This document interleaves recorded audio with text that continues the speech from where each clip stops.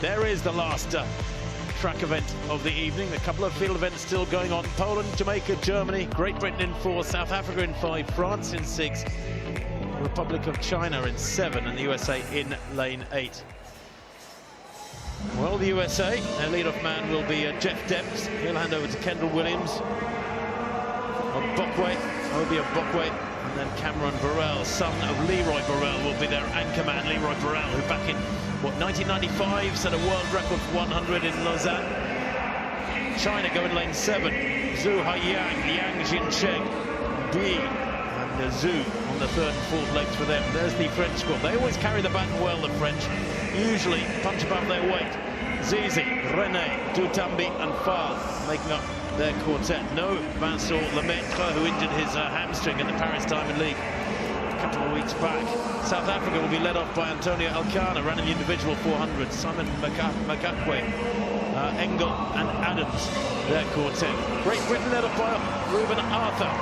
The same leg, the first leg, as he ran for winning the English team, the winning English team in the Commonwealth Games back in March. Germany going 3. That's Michael Bryan. Praktik Domogala will take on the back straight leg, then Roy Schmidt the second bend, and the baton will be carried home by Alexei Platini Menga for them. Jamaica, well, what can they do here? Javoy Tucker will lead them out. He'll pass on to Nesta Carter. Yes, the Nesta Carter for Jamaica, who will be on the second leg in return to international athletics here tonight since his disqualification from the Olympics back in 2008. That was a very retrospective disqualification, by the way.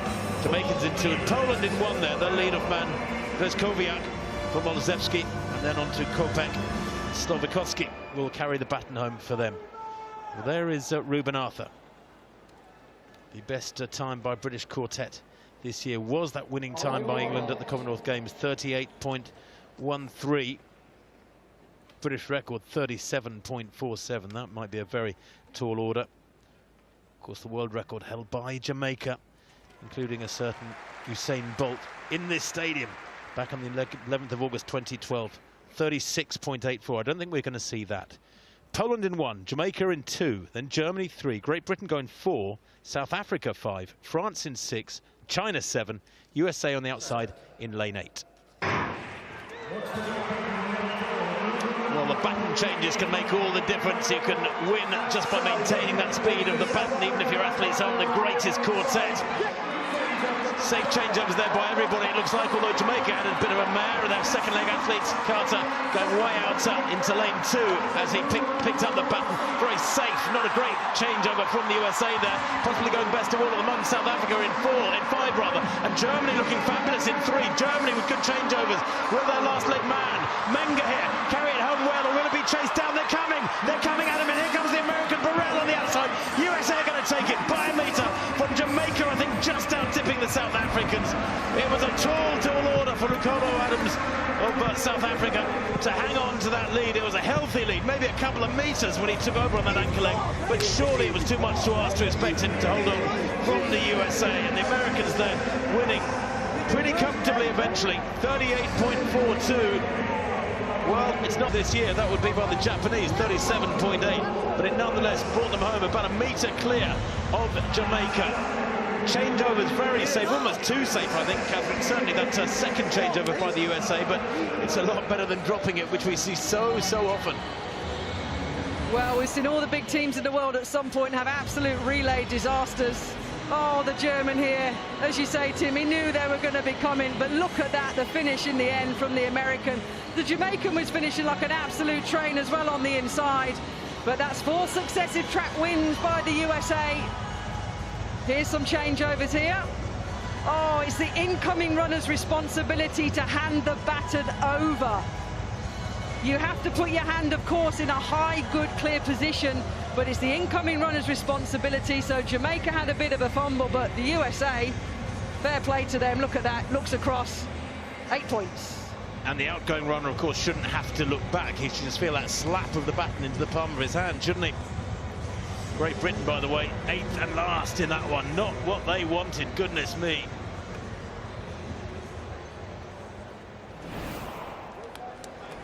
Well, it does indeed conclude the track action for this first day, and we'll update you on the scores, although, of course, the women's javelin and men's high jump have yet to be built into the overall totals.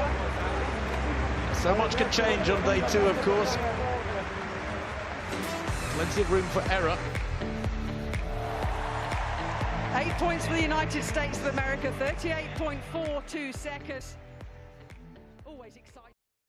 The men's 4x100m relay at the 2018 Athletics World Cup in London delivered exactly what makes this event so difficult to predict. 8 teams, 4 exchanges, almost no room for error, and a finish decided by only 1/10 of a second. The United States came from behind to win in 38.42 seconds, edging Jamaica in 38.52 and South Africa in 38.53. Germany was only another 300ths back in 38.56. The final result shows just how compressed the race was. The first 4 teams finished within 0.14 seconds of each other. The most important point is that this was not a victory built around overwhelming individual speed from the opening leg. It was a relay won through stability, positioning, and a decisive final exchange. The United States entered the race in lane 8 with Jeff Demps on the opening leg, Kendal Williams on the second, Obi Igbokwe on the third, and Cameron Burrell anchoring. That lineup was less glamorous than some of the legendary American relay teams, but it was extremely capable. Burrell, in particular, was a fascinating choice for the anchor. The son of former world record holder Leroy Burrell, Cameron had already established himself as a high-level collegiate sprinter and brought enough finishing speed to keep the Americans in contention. The United States had one major advantage from the beginning. They understood that this race did not need to be won in the first 300 meters. In the 4x100, aggressive running is useful only if it is combined with perfect baton exchanges. A team can have 4 extremely fast athletes and still lose everything in a fraction of a second if the incoming runner reaches the outgoing runner too early, too late, or outside the exchange zone.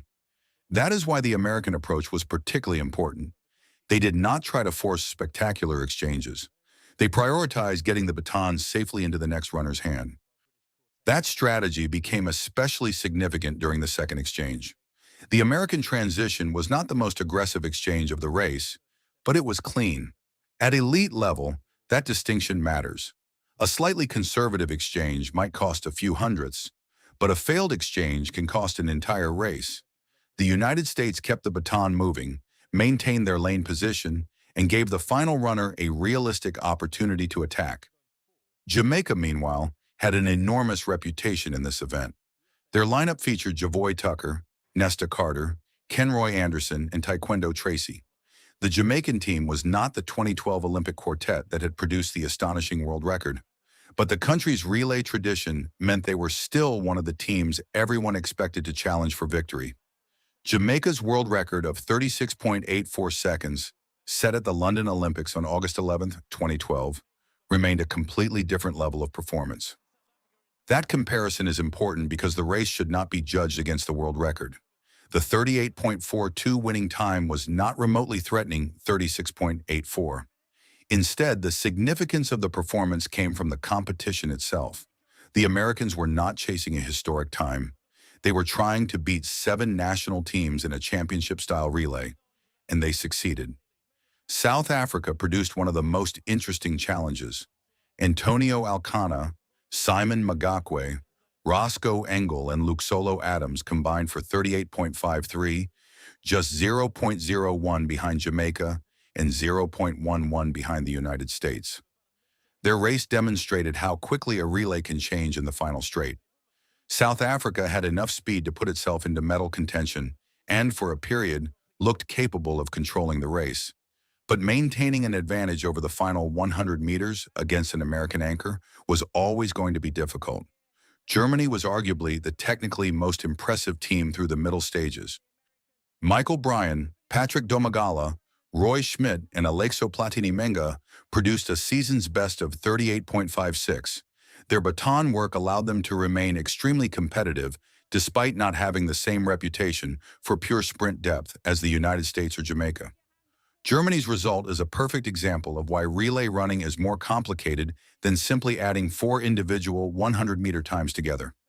Efficient exchanges can transform a team. The opening leg was therefore about establishing rhythm rather than creating an enormous gap. Jeff Demps had the responsibility of getting the United States into the race without damaging the team's structure. The first runner has a difficult job because the athlete must accelerate aggressively while also preparing the baton for the next exchange. Demps did not need to destroy the field. He needed to put Williams into a position where the American team could build through the second and third legs. Kendal Williams then became important on the back straight. His job was not simply to run fast in isolation. He had to receive the baton at speed, maintain that velocity through the curve, and deliver the baton to Igbokwe at exactly the correct moment. This is where relay technique separates elite teams from merely fast teams. The outgoing runner must accelerate before receiving the baton, while the incoming runner must judge the distance precisely enough to place the baton into the hand without forcing either athlete to slow down. Obi Igbokwe's third leg was another critical component. The third leg runs the second curve and often determines whether a team enters the final straight with a realistic chance of winning. Igbokwe did exactly what the Americans needed. He kept the team connected to the leaders and delivered the baton to Burrell without disaster. The Americans were still close enough that their anchor could influence the result. And then came Cameron Burrell. The final leg is where the race became a completely different contest. Burrell did not receive the baton with a huge advantage. The Americans had work to do, but the important thing was that the American team had preserved its position. Burrell could therefore concentrate on one objective: accelerating through the final straight and hunting down the teams ahead. The outside lane also changed the visual impression of the race. Running in lane 8 can make an athlete appear isolated because the nearest competitors are positioned several meters away around the curve. But the outside lane does not mean the athlete is racing alone. Burrell had to judge the competition indirectly, relying on the stagger and his peripheral vision rather than simply staring across at the Jamaican runner. As the final straight developed, the race compressed dramatically. South Africa was still fighting for the medals. Jamaica was closing. Germany remained within striking distance.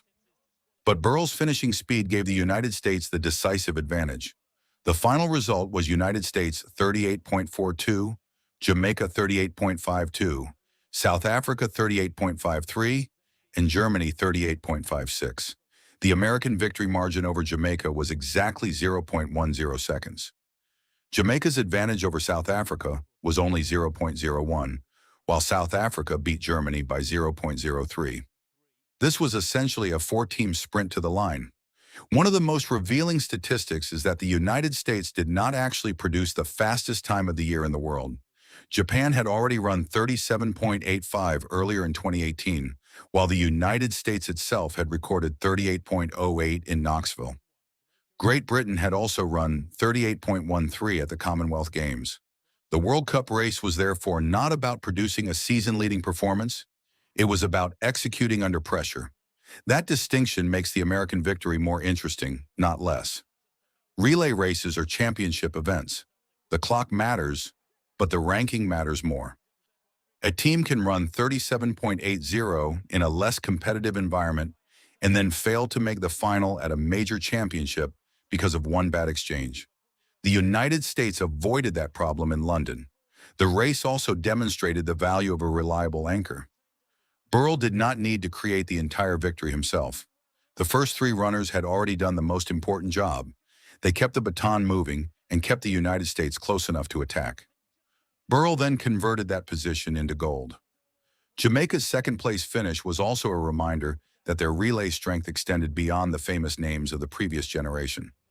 Nesta Carter was the most recognizable figure in the Jamaican lineup, but the quartet was not simply relying on reputation.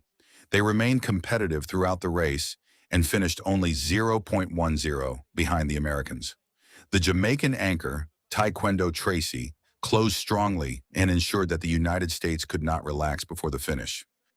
The battle behind them was just as impressive. South Africa finished 38.53, only 100th behind Jamaica. Germany ran a season's best 38.56. France followed in 38.61, meaning the first five teams were separated by just 0.19 seconds. China ran 38.87, Poland 38.91, and Great Britain 38.97. Every team was under 39 seconds. which underlines the quality and competitiveness of the field. Great Britain's 8th place finish was particularly disappointing because the country had entered the season with a national record of 37.47 from 2017. Their World Cup quartet of Ruben Arthur, Sam Gordon, Andrew Robertson, and Confidence Lawson could not reproduce that level and finished in 38.97. For the United States, however, the bigger picture was simple. 8 points, gold medal, and a perfect ending to the track program on the first day. The Athletics World Cup awarded 8 points for the event winner, and the United States finished the first day leading the overall standings. The deeper lesson from this race is that the 4x100 is an event of margins. The difference between winning and finishing fourth was only 0.14 seconds. That is less time than a single inefficient handoff can cost. The United States did not need 4 spectacular individual performances. They needed 4 runners moving as one unit. That is why the 38.42 victory matters. It was not a world record. It was not even the fastest American relay time of the season, but it was a technically disciplined performance against elite opposition, and the Americans produced their best running when the race was decided. Jamaica had the reputation. South Africa had the momentum. Germany had excellent exchanges. The United States had the combination that ultimately mattered most: controlled baton work, enough speed through the first 3 legs, and an anchor capable of finishing the job. In the final meters, the race stopped being about reputation, statistics, or previous records. It became a straight fight between 4 teams separated by tiny margins. Cameron Burrell delivered the decisive acceleration, and the United States crossed the line first in 38.42. That is the essence of the 4x100-meter relay. 4 athletes, 1 baton, 4 exchanges, and almost no margin for error. In London, the United States did not win because they were dramatically faster than everyone else. They won because when the race reached its most important moment, they were the team that made the fewest mistakes and finished strongest. And with Jamaica only 1/10 behind, South Africa another 100th back, and Germany still within striking distance, this was exactly the kind of relay where the final straight told the entire story.